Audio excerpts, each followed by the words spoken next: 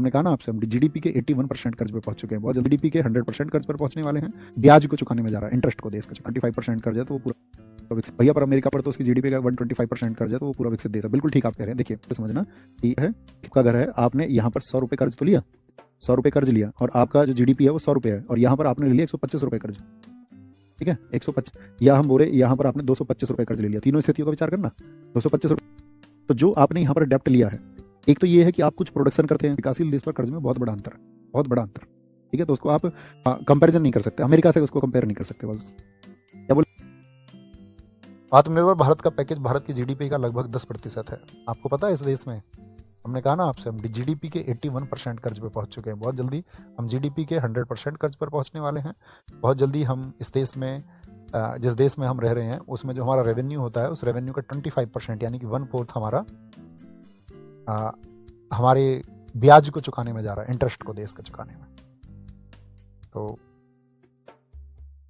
भैया पर अमेरिका पर तो उसकी जीडीपी का 125% कर्ज है तो वो पूरा विकसित देश है। बिल्कुल ठीक आप कह रहे हैं। देखिए ये ऐसे है दोस्त, इसको आप आसान शब्दों में ऐसे समझना कि एक आपका घर है, ठीक है, आपका घर है, आपने यहाँ पर 100 रुपये कर्ज तो लिया, 100 रुपये कर्ज लिया और आपका जो जीडीपी है वो 100 रुपये है, और यहाँ पर आपने ले लिया 125 रुपये कर्ज, ठीक है 125 रुपये कर्ज ले लिया आपने, या हम बोले यहाँ पर आपने 225 रुपये कर्ज ले लिया। तीनों स्थितियों का विचार करना, 225 रुपये भी आपने कर्ज ले लिया।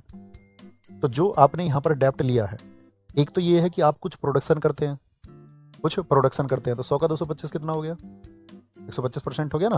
तो इतना कर्ज आपने ले लिया, तो लेकिन आप क्या करते हैं कि आपकी ये जीडीपी हो गई। अब हम इंडिया के तरीके इस पर बात करते हैं कि हम जो कर्ज ले रहे हैं ना, सबसे बड़ा अंतर क्या है, विकसित देश जब अपनी जीडीपी पर कर्जा लेता है उससे परिवर्तन की बात नहीं है।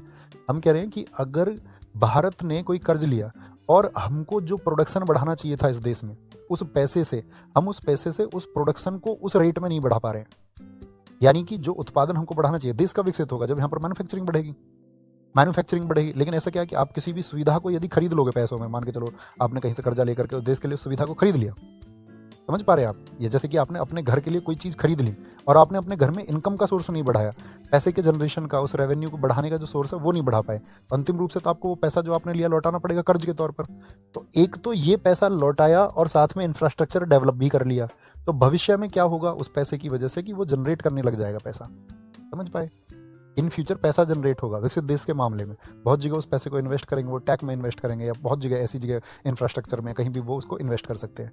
लेकिन एक डेवलपिंग कंट्री के लिए क्या होता है कि ना तो इंफ्रास्ट्रक्चर उतना जबरदस्त डेवलप हो पाता है और वो कर्ज ज़्यादा बढ़ता रहता है। तो एक विकसित देश पर कर्ज और एक आपका डेवलपिंग कंट्री पर, विकासशील देश पर कर्ज में बहुत बड़ा अंतर है, बहुत बड़ा अंतर, ठीक है। तो उसको आप कंपैरिजन नहीं कर सकते, अमेरिका से उसको कंपेयर नहीं कर सकते बस।